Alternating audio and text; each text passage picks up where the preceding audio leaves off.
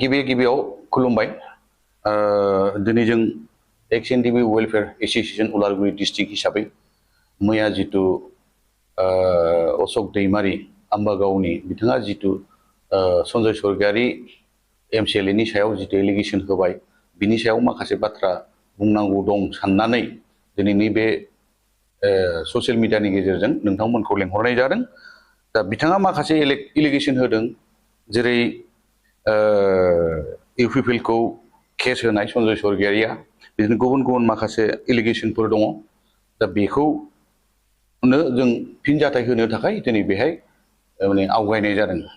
बिथाङा माखासे बाथ्रा बुंदों जेला ससियेल मिडियायाव नुबाय बिथाङा जों आरो जों सोदोबखौ बिराद बाहायदों।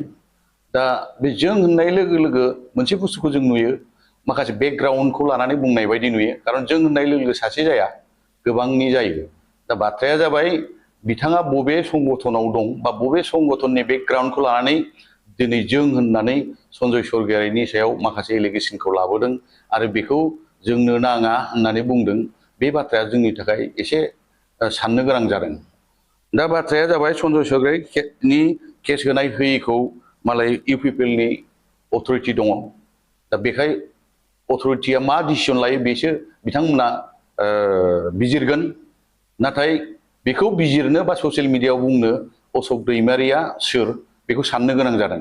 खारन बे UPPL नि मेम्बारबो नङा आरो एबसुनि मेम्बारबो नङा, खुनु संगठनजों बेहा सोमोन्दो गैया।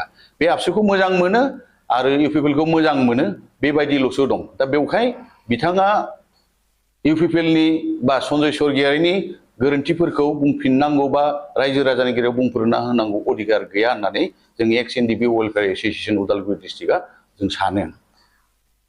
दा बेवहायनो जों बुंगोन जुदि बिथाङा मोनसेबो संगठननि बिबानगिरियानो नङाब्ला माखासे बाथ्राखौ बुंनायनि अधिकार गैया आरो बिथाङा बेफोरबायदि गाज्रि सोदोब बा एलिगेशन होनायफोरनिफ्राय गोजानाव थानांगौ बेखौ जों बिथांखौ रोखायै बुंदों।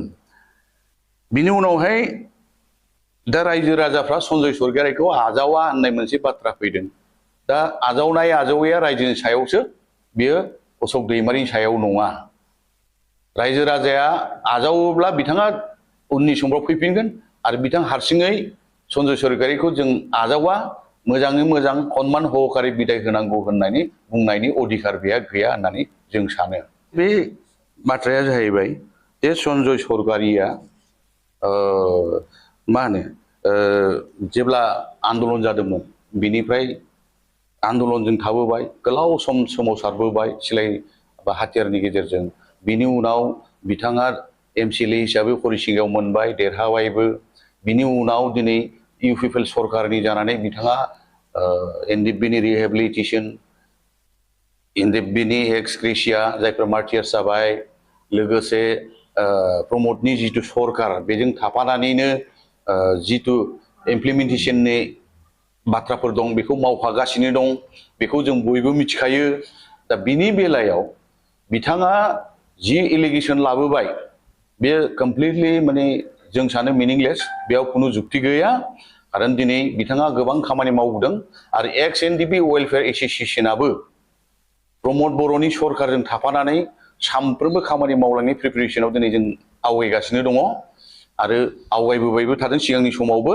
दा बेवहाय जितु अशोक दैमारी बिथाङा जितु एलिगेशन बिनि बे एलिगेशनफोरखौ लाबोनो अधिकार गैया होननानै जों सानो। सन्जय स्वर्गियारीया जिबायदि खामानि मावबाय थादों बे बेलायाव जितु अशोक दैमारी जि नंखाय फिसा एलिगेशन लाबोदों बेफोरो जोंनि थाखाय आजावथाव नङा। बेफोर गासिबो नंखाय आरो जाय सन्जय स्वर्गियारीया BTR एकर्डनि मोनसे पार्टनि सिगनेटरि बेफोरबायदि लोगोसे एक्जिस्टिं MCLA बिनि सायाव नंथारै अजदफोरखौ लाबोनाया बे जों XNDB वेलफेयर एसोसिएशननि थाखाय आजावथाव नङा।